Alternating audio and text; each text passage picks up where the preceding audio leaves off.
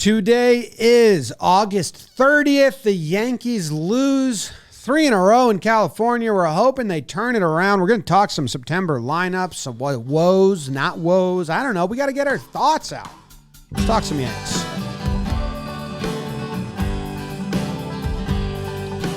Talking Yanks with old John Boy, Jake. Recaps galore, weekly awards, stat lines, steam and hot takes. Get your Yankees news from these two fine dudes. It's time for Talkin' Yanks. Talking Yanks with old John Boy, and Jake. Talking Yanks with old John Boy, and Jake. Hello and welcome to Talkin' Yanks, presented to you by SeatGeek. My name's Jimmy. Sitting next to me is Jake. We got BBD in a fancy shirt, producing in the corner. It's August 30th, Jake. Nearing the end of the month. I thought the 5-game winning streak meant they were nearing the end of their August ways. We are now on a 3-game losing streak as we sit down and record this. How are you doing? James, Davis, everyone tuning in, all the August people, be gone. August 30th, we're almost out of the woods. Labor Day next Monday. I'm doing all right, man. These West Coast trips, you just forget how much it actually does affect our lives a little bit. I've just been like a zombie on the couch, just wrestling sleep and demons. And just like popping into intermittent innings. It feels like, I know you're not the biggest gamer, Jim, but they do in MLB The Show, they'll do like your creative player mode, and it'll be like, just play their at-bats, and it'll be like, all right, you're up in the 8th inning, and there's runners on 2nd and 3rd. That's kind of been my West Coast experience, because I'll be like, okay, it's the 6th inning, I'm watching the game, and I'll be like, oh, it's bottom 8, okay, runners on 3rd. For me, West Coast trips are tough. The comparison is for anyone that is like me, doesn't play video games, but maybe likes to read books. It's when you get 2 pages deep and you realize, oh shit, I don't think I retained anything from the last 2 pages. What did I just read? You go back, you kind of like snap up, and I'm like to your point, you're like, wait, where are we in the game? Yeah. Okay, it's a 2-run game. All right, I should be into this. I'm half tired. I'm what's going on? Like yesterday, I was working on something, but I was also tired. Yeah, I'd like to come back to the East Coast, get my 7 o'clock start and all that. I maybe opposite of you, you're in a tank top, getting your last days of summer in. I am forcing fall. I've officially done that. I am wearing my jeans today, which I haven't worn jeans during the daytime since I don't know if I have to like spend outdoor time. I haven't worn jeans in like maybe early June. I brought them back out. They're my Muggsy jeans, who are sponsoring today's episode. They're my favorite jeans. I know it's August 30th, and I know we're getting like a heat wave next week, so I'll have to go back to shorts, but I'm done. Just like the Yankees, it's just like, let's get to September where the emotions are higher, and maybe they can get into it. I don't know what's going on, but I do know that you guys, if you want to get into the fall mode and get yourself some jeans, some back to school maybe, new season, maybe you had a great summer, you lost some weight, you need a new size, maybe you gained some weight, you need a new size. People don't talk about that a lot. But if you do, if you did, it's okay. And Muggsy's going to be the great because they feel like sweatpants. Like you gained weight, you're not excited to go back to it. And August is weight gain season. Yeah. People forget that. No, I'm the opposite. You're finishing summer.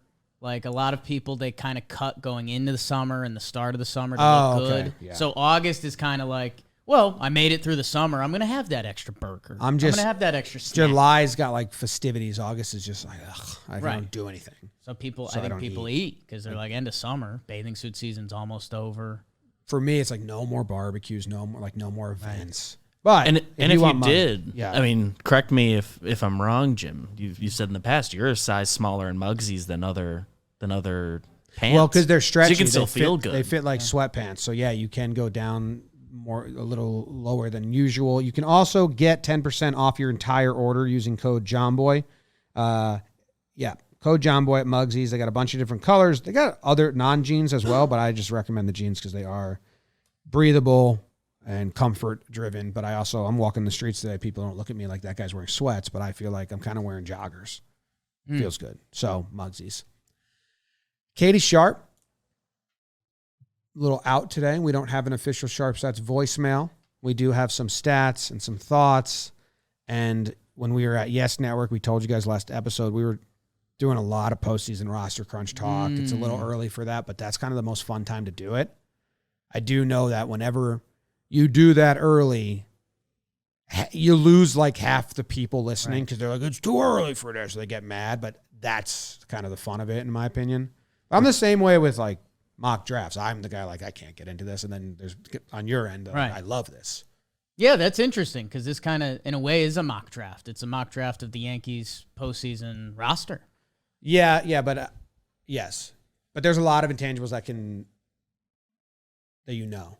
Like if you do a mock draft and you get the first 3 picks wrong, like you don't even know it, but you could be fucked. Right. So, right. And this is more, it's usually you have a better chance of this is more so planning. This is more so a depth chart. It's, well, if and I think player A gets hurt, then that means player B is in, or does that mean player C is in because player XYZ? It's a fun game. Every Yankee enjoys doing it. And like when you're 2 weeks out, I think we've correctly guessed the postseason roster the last couple years. Sans maybe like Talkin injury late in the season. Late injury, stuff like surprises. It always happens. Yeah, it always happens. And I remember I tweeted out when like Tarpley was going to be on it, and people were like, "You're crazy." I remember I got it exactly right. Tarp's on.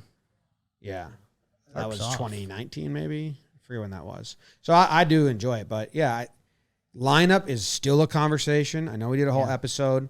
We talked last episode about how Judge and Stanton, like they have said this doesn't work, but they were doing it. We fell to the conclusion that they just want to get Stanton first inning at bats, but I do think because then they split him up. They put Benny there and moved Rizzo to 6 for the first time in 6 years. He responds with a homer. Yeah, so where do you want to do the Smyth stat, or do you want to do lineup or roster? You can run the Smyth stat down. Okay. I mean, because that will feed into every other conversation. Because the Smyth is they're bad and they're good and now they're bad. What was it again? More or less. I think, when we've been watching the Yankees this month, there's a lot of things you can point at. Our guy Frankie the Yankee didn't have another great great start last night. Everyone wants to point at their different things, right? Clay Holmes was out. He comes back. The number one thing you need to circle, and I think Yankee fans and the broadcast has started to officially land there. The Yankees' offense was really good this year. Between Rizzo's hot start, DJ went off for a little bit there.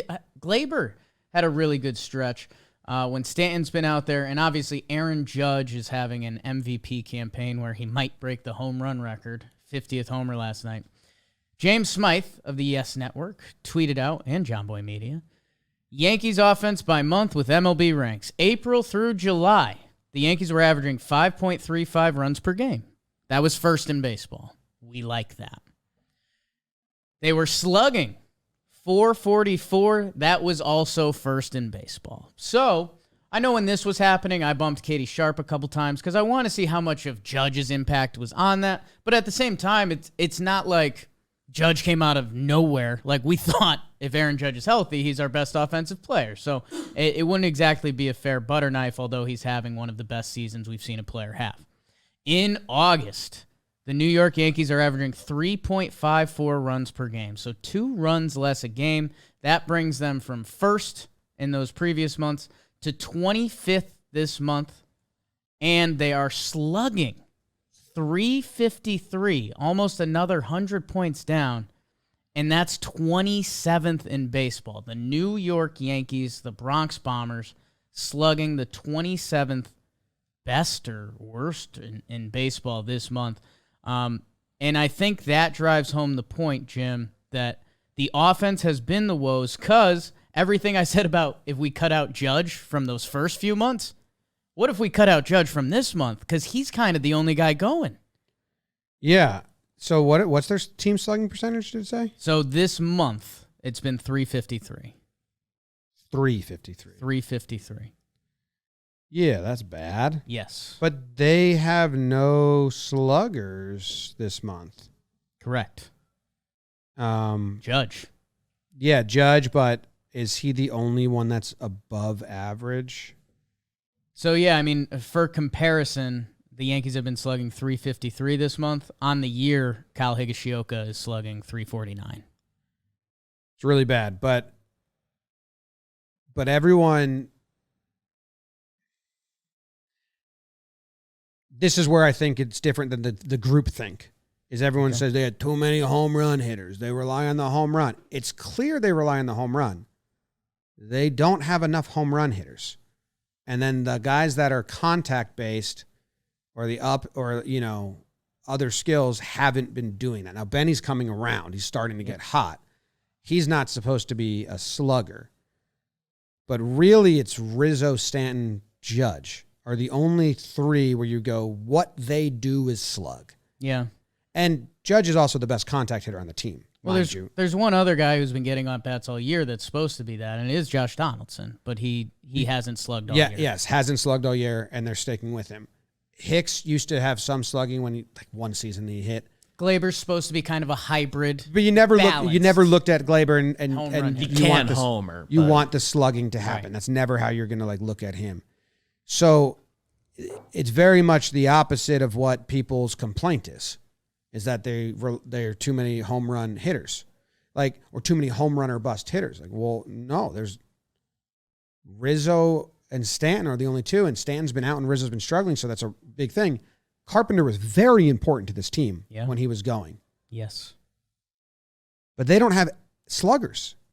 If Rizzo's down, I think Stanton will come back. I think he'll start hitting again. I do have faith in that. Yeah. I'm not worried about that. We've seen this plenty of times with Stanton. He takes a little bit to get going, and when he goes, he goes. Yeah.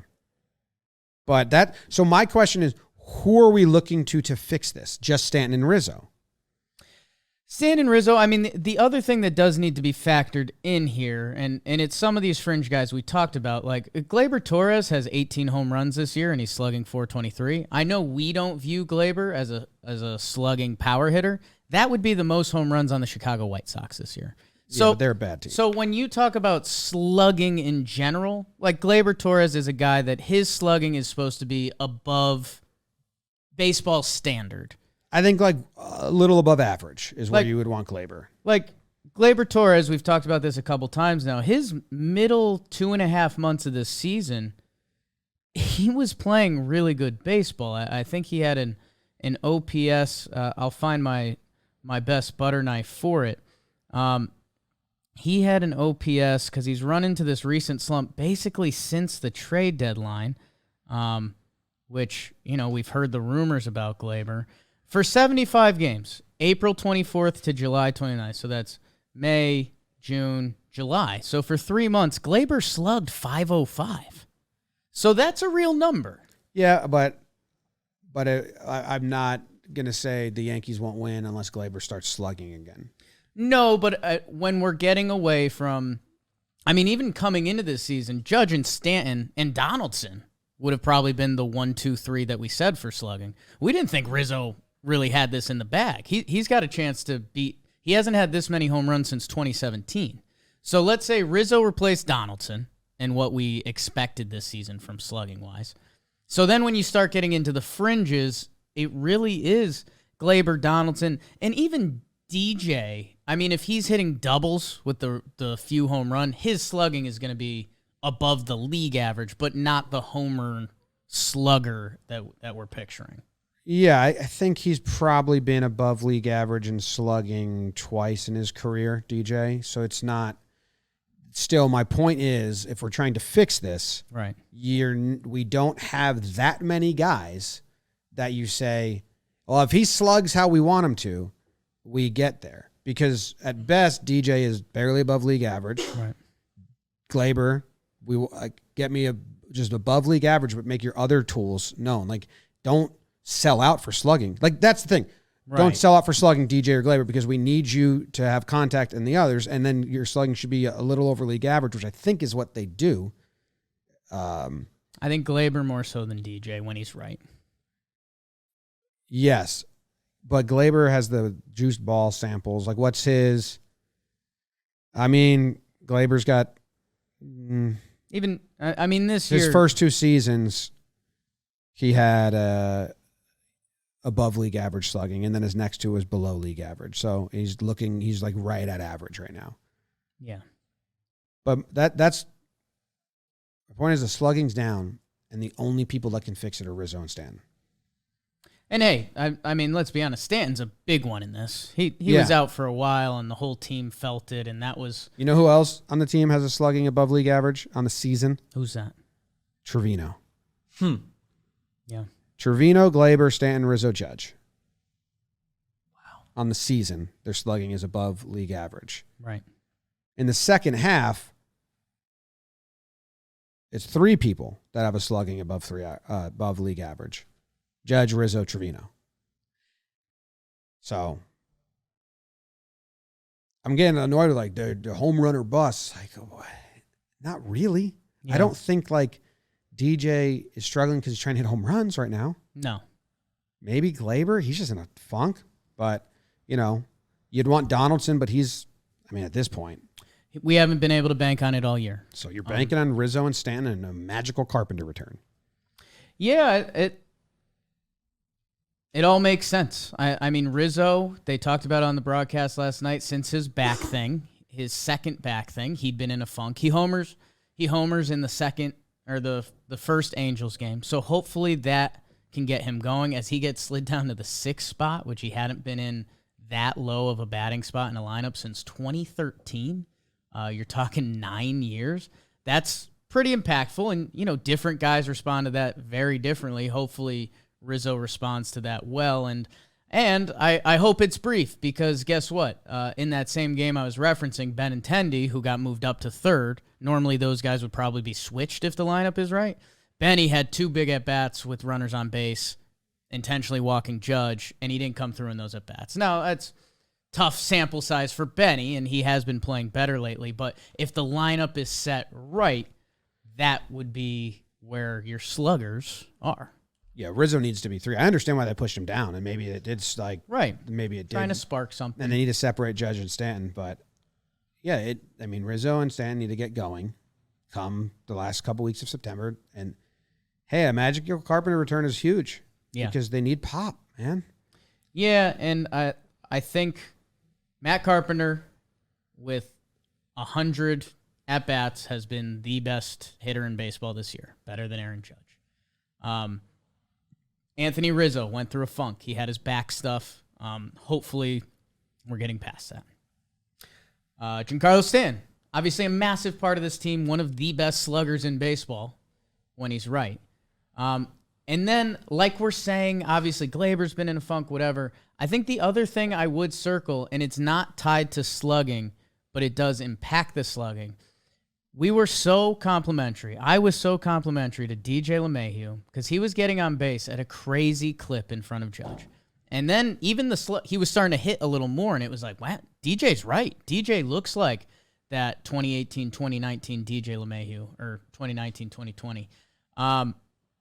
Yeah, man, when you're talking about your leadoff hitter, clearly banged up and not confident at the top of the lineup, when you're talking about the guy who's been your second most impactful hitter this year in Rizzo, power-wise, and you're talking about Stanton, the guy who's supposed to be your second most impactful slugging hitter, and then that kicker of Matt Carpenter, yeah, those are 4 guys who are supposed to be outside of the key cog in your lineup, the other cogs.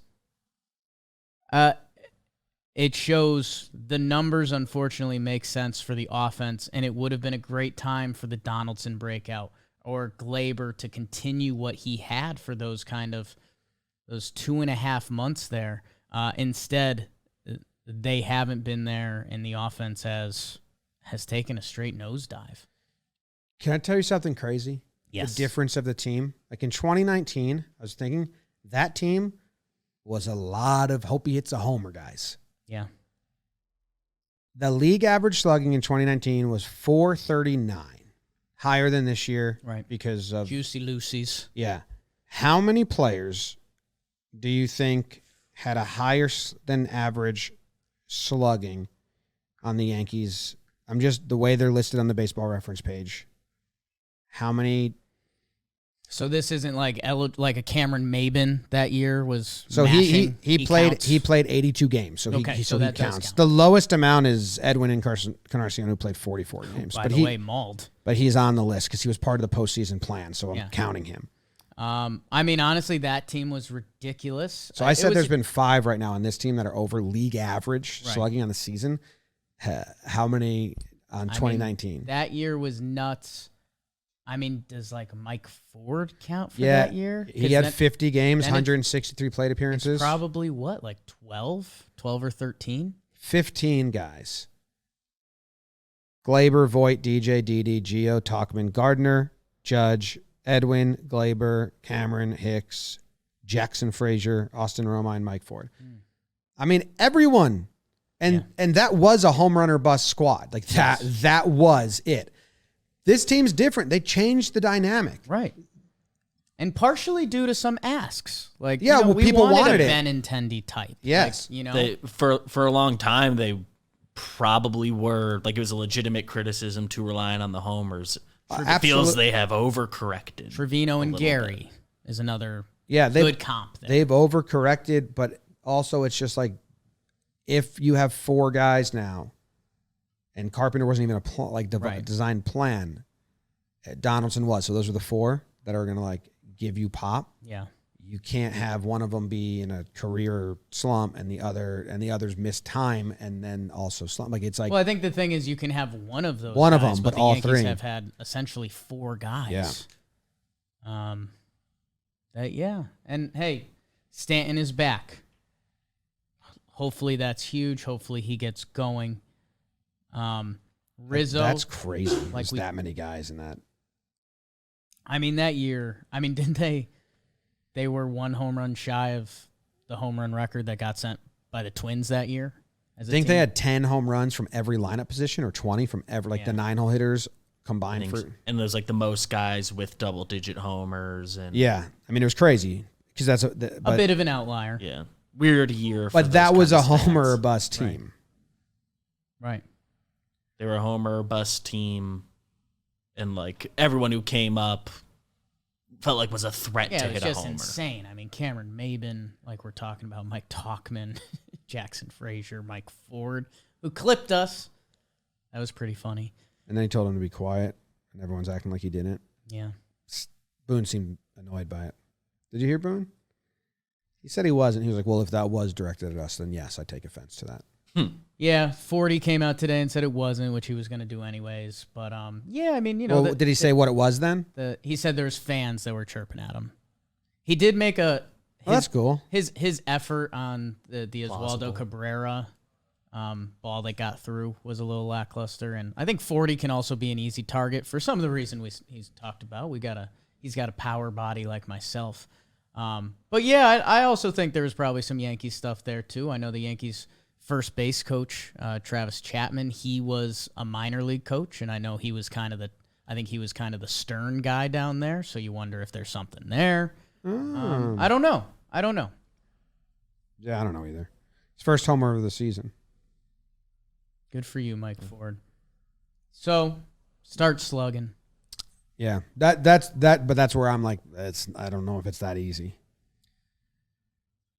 Kind of made our bed a little bit. Get Stanton right. And, man, that DJ won last night. I guess I think there's some other lineup topics that lead into this. And I hope we can play some bets on the Yankees lineup getting going because DraftKings is the place that you're going to want to place your bets, especially with the NFL season sneaking up. Week 1 action, a week and a half away, basically. And at the DraftKings Sportsbook, an official sports betting partner of the NFL, you can bet just $5 on any football game and get $200 in free bets. Also, they've got a little Get Up 7 promotion. If you bet on a team and they go up 7 that opening week, your bet's a winner.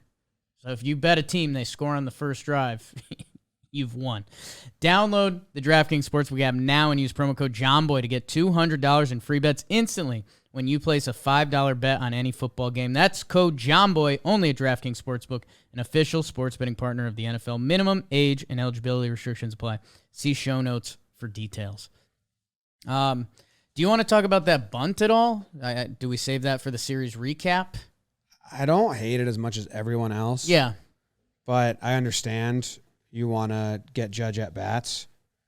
But that comes back to the Judge's our offense. Right. So if Rizzo's behind Judge and Stanton's behind Judge and they're threats and we feel like they can help, I don't mind that bunt as much as others because this is a team that's struggling to score runs. It's scored a run. DJ's in a bad way right now. If that helps him, like, Trevor Plouffe always says, bunt out of a slump. Like, it works to bunt out of a slump. Just give yourself, like, I did something positive. The problem is Judge is the offense. So you take, like, we have one offensive player. So the only reason I don't like it is because we have a bigger problem at hands. We're on the exact same wavelength. In the moment, I didn't hate it at all. You got to run on the board. Is 1-0. DJ's kind of in a bad way. But yeah, man, when they intentionally walk Judgy, and he's a guy who gets intentionally walked twice this game, the only real at bat he gets, he goes ding dong city. That's twice that's happened. Then that's where, on the whole, it was a short-term fix. The Yankees offense was struggling. It was a way to get a run across the board. It was a way to stay out of the double play. But you did take the bat out of Big Aaron Judge's hands, which we can't afford right now, unfortunately. And it's just, they've been messing with DJ and Rizzo in the lineup a little bit to get them going. When you slide Rizzo down to the 6 hole and he homers, and then you have your leadoff hitter DJ doing a push bunt that not only takes the bat out of your leadoff hitter's hand, it takes the bat out of Judge's hands after him. On the whole, it's a bad baseball move. You're right. In the moment, it kind of is what it is for this team. You got to run, and they've been searching for runs. So I'm with you. I obviously wasn't as hurt as everyone, but everyone at the end of the day is right that can't be the plan. And I don't think it is, right? Yeah. And it's all right. Well, if they walk Judge, we got 2 guys now behind him, and we get a run on the board, and it's early in the game. When Rizzo and Stanton are going right, I don't fully hate that in a close game and like DJ slumping. Obviously, DJ, when he's going good, you don't want that at all. Yeah. I don't know. They harped on it more than I thought, like, because it's a problem based off a problem. We have a one-man offense. Right. And it's hard to, and yeah, it's hard. It's not a sport where you just say, get him the ball. Yeah. So it's not a winning strategy to be like, well, let's just make sure Judge gets up. We have to do it right now. But if that helps DJ come out tomorrow and feel better and get hits, that's a better, like, long-term solution. And that's where the question lies. Did DJ do that to get a little spark going for himself and a little positivity? Or is DJ not feeling good with his swing and physically? Because think of all the conversations we've had about injuries recently, whether it's Clay Holmes, who just came back from what seemed like a phantom IL injury.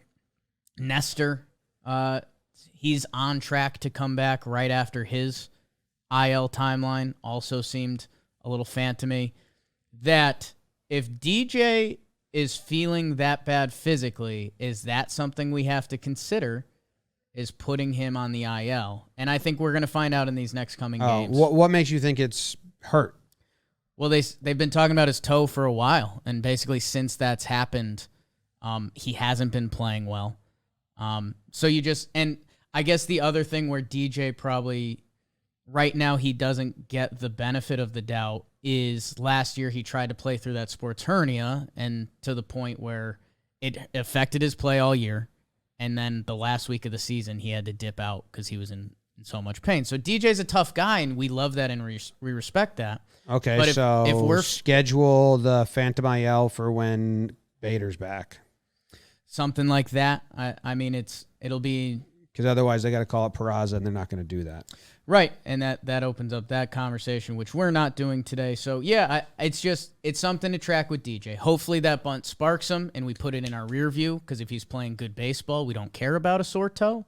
But if DJ's not playing good baseball, and he's got that banged-up toe, and we're doing Phantom IL since, it's something that has to be in the discussion. Because, man, he is so important to this Yankees lineup. I know it's not the slug factor, but setting the tone... I mean, I mean, even going back to the slugging 2019 Yankees, DJ was the tone setter. Like we should make a montage of that of Michael Kay saying another multiple hit game for DJ LeMahieu. Yeah. You know that it felt nightly.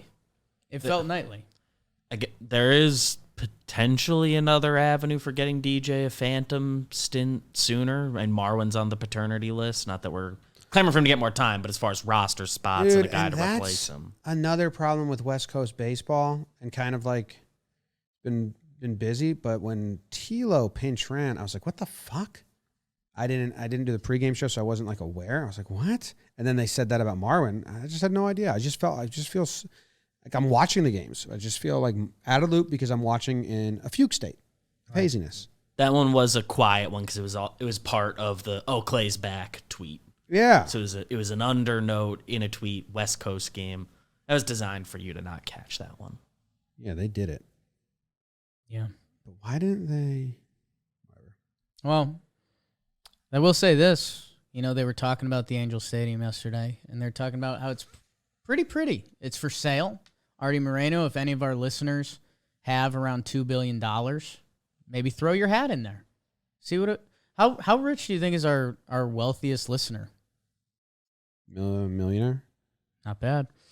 If you can't buy the actual Angel Stadium, maybe you should check out Stadium Map Art. It is the perfect gift for anyone in your life. With Stadium Map Art, pushes laser engraving to the limit, creating detailed wooden 3D stadium coasters, maps, and magnets. These are really cool. They're the perfect gift.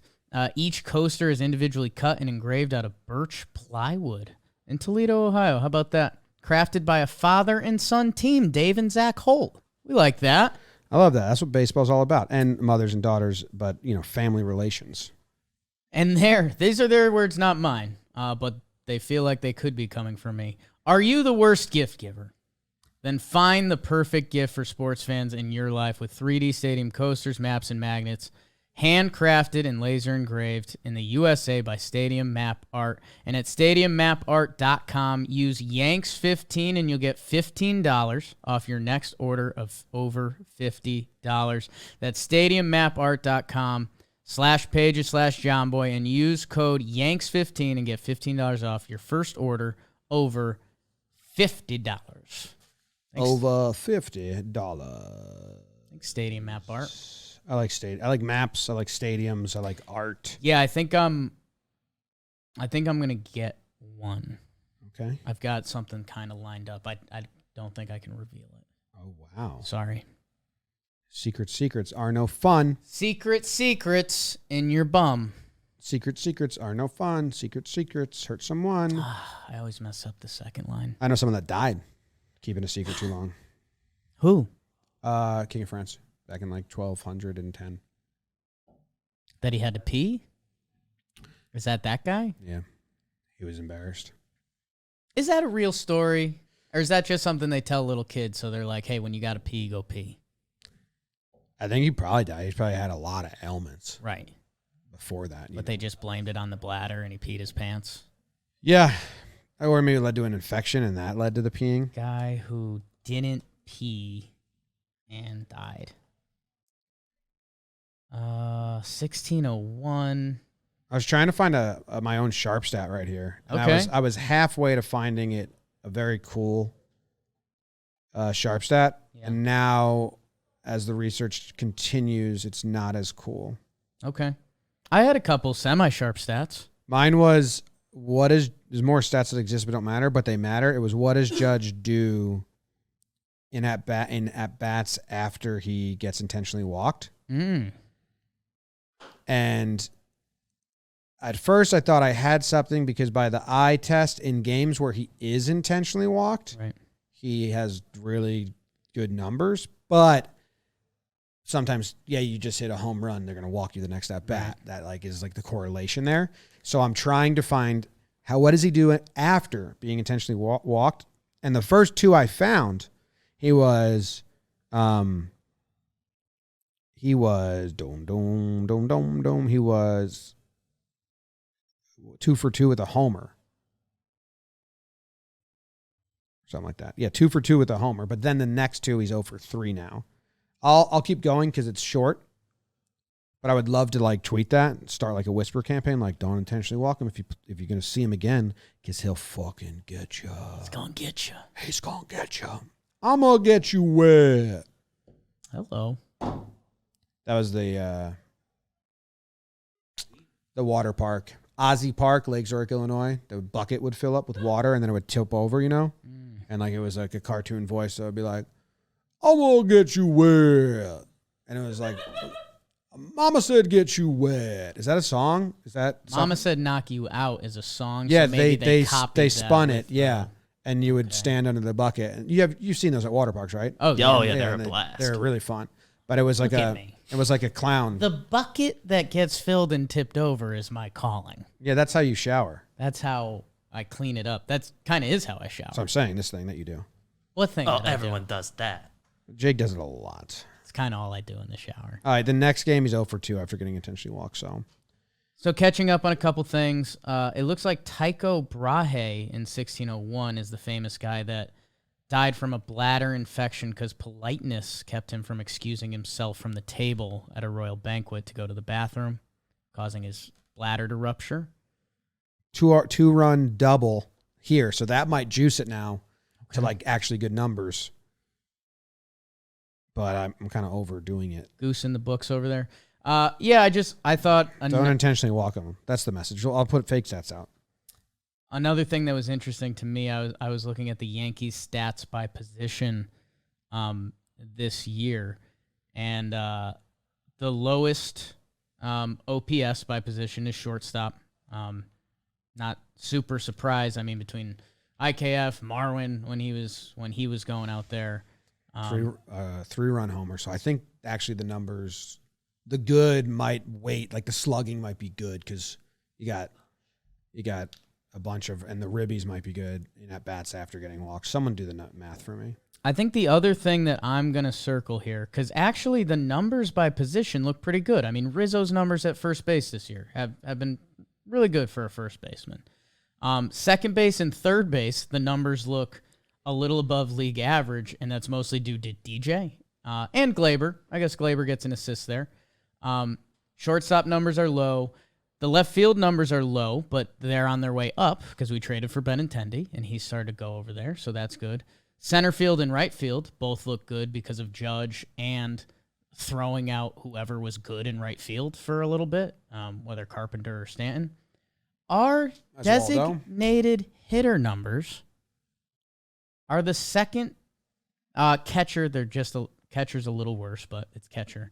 Our DH numbers on the year: 129 games, 570 at bats, 192, 288, 681. Well, it's been DH is a hard position. It doesn't work well when you rotate it. We've seen that, and that's what they've been doing with Stanton out. Even with Stanton in, they were doing that. So, I mean, hopefully Stanton can provide some normalcy for that position. Yeah, and then that was kind of something when we had our conversation about postseason roster configuration that a thought I ran into is that I think Stan's going to DH every game in the postseason because I don't think you're going to, with how little sluggers we have, I don't think they're going to want to replace his bat. And if he plays right field and they're up 1-0 in the 7th, you're going to want a defensive replacement to come up and get that last at-bat of the game. Yeah. And then you have to sit Stanton. So that's when we were doing that in the Yes Network with the crew there. I didn't really have that thought process. And I was like, wait, but you don't want to take out his bat. Like if it's Carpenter, right. Okay, now Bader comes in or whoever comes in and the defense gets shored up. Sure, you lose Carp's bat. I don't think they're going to, especially with what Stan has done in the postseason, I don't think there's a scenario where you say he's not in the game anymore unless they're up 10 runs in the 7th inning or 5 runs. You still just don't want to do it. So that's kind of a new thought where I think Stan's the DH. So the rest of the season, I don't mind if he doesn't play. I mean, you got to test him out here and there for the no, there's DH in the World Series now. Yeah. I don't care. Like just get it because you're like we're saying, it is tough to be a DH when you're not DHing all the time. People struggle with. I think Donaldson probably drags those numbers down a bunch. I think he was. And like this month, I think DJ's done it a little more while he's been struggling. Rizzo got a couple extra DH days while he was banged up with the back, and It's Judge, Stanton, and Carpenter have good numbers when they've been DH. Yeah. especially this year more than other years, they have the bodies to do good defensive subs late, so they're gonna do them. Yeah, even Rizzo's not horrible. Donaldson just strikes it down. He's got 101 plate appearances from the DH, and he's got a 547 OPS. So if you take out his 24 games, I think they're good. Stan's good, Judge good, Carpenter's good. Rizzo's batting average is bad, but his on base is 349, and his on base is 359, and his OPS is 734, which is below average for him and the league, but it's decent. So it's Donaldson dragging it down. Yeah, and the other thing that's jumped out just a little bit, and I'm with you on Stanton. The only thing that can fully throw a wrinkle in that is Carpenter, and if he looks like Matt Carpenter, but if his foot is more banged up than Stanton is, and we, like you talked about, if we're really trying to get that slug going and we need both of them in the lineup, it becomes a conversation, and then it probably, like you were alluding to, it becomes who are the guys in each team's bullpen. Because if there's, remember we played Houston that year and they had no lefties or something like that? So then is the Carpenter risk-reward keeping him in the game better than Stan? I don't know. That's something I know our analytics team will look for and probably overdiagnose. Let's see what happens there. The other thing that is just very glaring on the Yankees team split stats page this year. Read that well. The 9-hole is the worst part in the batting order by far. A 594 OPS and a 196 batting average from the 9-hole, which I've talked about this a little bit with Oswaldo Cabrera, and we'll see how he factors into the postseason plan, and the Yankees have now slid him down to 9. I've always loved when the Yankees have had that lineup flip going. I dug up the 2018 numbers. The 9th slot was not the worst slot on the team. That the 2019 season is ridiculous. They got an 800 OPS out of like every spot in the lineup. Yeah. Silly. A silly season. That team was really good. The bullpen was so tired. Yeah. I mean, DJ hit that. Yeah, whatever. Well, who's been in the 9-hole? The catchers? I think Izzy, the catchers, and then it's kind of just been a rotating. If Marwin gets a day, he's hitting Izzy? 9th. Kiner hasn't batted 9th a lot. If Tilo has started a game, he was probably batting 9th that day. Like some hodgepodge people. I mean, it's like Curious it's move. Higgy and ICAF's been 8 most of the year. I remember every time we've looked, it's been ICAF's less had, 9-hole than you'd think. He's had 8 games started in the 9-hole. So it's Higgy at 36 games. Gallo had 26 games. Trevino 22. Marwin, Hicks. So yeah, that's been a hodgepodge of bleh. And I think Trevino's might be early on in the season, and then they kind of said nope. Yeah, I think I was thinking Izzy because he's got two 9-holes in the last 9 games or so. But yeah, he hasn't Mixed been down it there in a lot. They did it early. He did 3 at the very start of the season, and then like recently a couple, but he's got 3 in the last 3 weeks or something. Yeah, 2 in the last week and a half. Tampa series, yeah. At Florial in front of him. So who's it been? It's been Higgy, Higashioka lately, Marwin. That's the last. Yeah. Oh boy. So the lineup's bad right now. Like Glaber needs to go back to a balanced bat. Like what can change? That's my thing about the slugging. Like, okay, they don't slug. Well, that's Deadline's over. Deadline's over. That's 2 people to fix the slugging. Yeah, I mean it's Stanton getting going And Rizzo. and yeah, I mean Rizzo. But then behind that, like DJ's in a funk right now. We need him to come back and be balanced. More Rizzo and DJ, they're more same batting funk. average. And Glaber's in a funk, but like he's not going to be slugging like Glaber needs to be. So we need DJ and Glaber to get going to have balance. We need Rizzo and Stanton to get going to have power. And then that's it. I mean, and that's sort of what Oswaldo and Trevino's been doing what he's doing. Trevino's been fine. Benny, need him to go contact and like some doubles. He needs to go. He needs to be the Benny he's been recently, but he needs like a spot in the lineup that we can kind of depend on him, you know? And it's not his fault at all, but like it's just kind of like, where are we gonna get him? He's seemed comfortable up top, but the Yankees and getting Judge at bats and Stanton at bats, they don't want to do the double kind of leadoff guys in DJ and Benny. Yeah, his last 9 games, he's got a 385 on base. And I mean, I think it's too old hat to say, but like I'd love to see someone in that 9th hole that when the lineup has to get flipped is productive. It's probably not fair to Benny to put him down there because he's right now he's a top 3 hitter on the team. But I guess my point is like I don't think they're not a slugging offense. I mean, they were the best in baseball for the first April, May, June, July, 4 months. Yeah. Was that like who carried them? Carpenter and then Glaber had a hot month, which I don't think we can depend on. So I think like Stanton was hitting homers. At their best, Stanton, Judge, Rizzo, 2 of them are going for slugging. But at their best, it's a bunch of on base and contact and balance guys. Like we have more balance than sluggers in the lineup. Yeah, Benny, DJ, Glaber, like what we want them to do. Trevino. Right. Bad contact in IKF.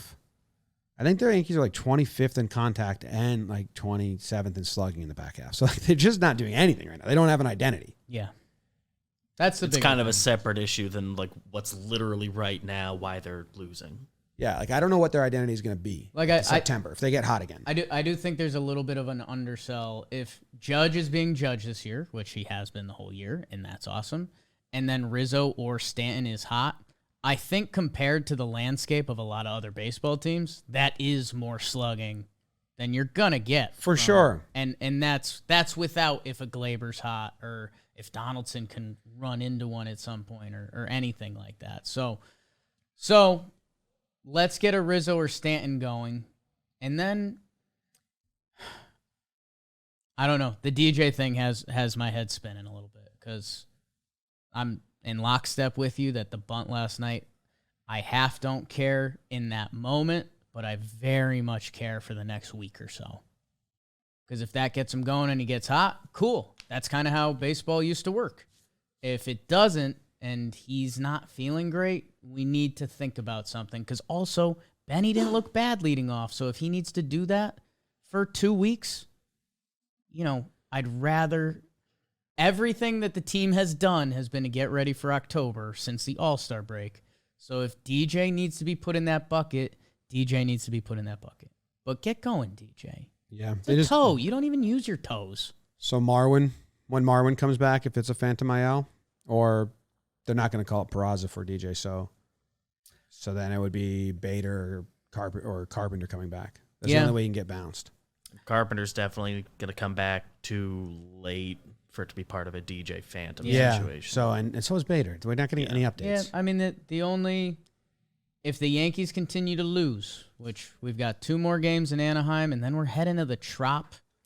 Yeah, but when Cashman comes out and says we're not doing this, like when he came out with Machado and Harper and he was just sick of it, right? And he came out and said we're not in on these guys, and the union got really mad at him because you're not allowed to say that, right. And he just straight up told stop asking me, we're not in on these guys. It's not part of the plan, he said. Yeah, and he just said that about Peraza. Like that's the way I read that is him saying, guys, stop. You're not wrong, but they also, like we've said, they didn't expect this August to get this out of hand. So if it continues spiraling, I mean, you have to do something. You can't just keep losing games. Because it's 7 games now. Yeah, and I can't. And my Tampa, sister's getting married in Colorado, and I can't be active for the wild card, so you need to win the division. Right. Come on. There's a lot at stake here. I'm also attending a wedding. Really hope it doesn't affect the Yankees viewing. Most popular wedding week of the year. second Saturday in October. Sells out. If you want to get married, second Saturday of October, especially in the Northeast, you got to book that like sometimes 2 years ahead. Save a couple shekels on the summer prices. It's nice that time of year. Yeah. Nice place to be. All righty. Thank you guys for tuning in. Did we get to all that stuff? We need to shout out Baseball Today always. If you're looking for your baseball news, it's the best time of the year. Here, I'll let you guys all listen to it right now. Alexa, play Baseball Today on AMP. Now they're listening. We'll end this show. Go check that on AMP. And there was a big announcement today. Some of you probably saw Chris Rose doing a national football show with CJ Uzama, the tight end for now the New York Jets. He was on the Bengals last year for their Super Bowl run. But go check it out, the Chris Rose football show. So football season's coming. A lot of you are probably football people. Go check that out. Go check it out. Thank you for tuning in. We will catch you on the flip side. That's my new sign off. Go Yanks. Tell them, Grams. Go Yankees.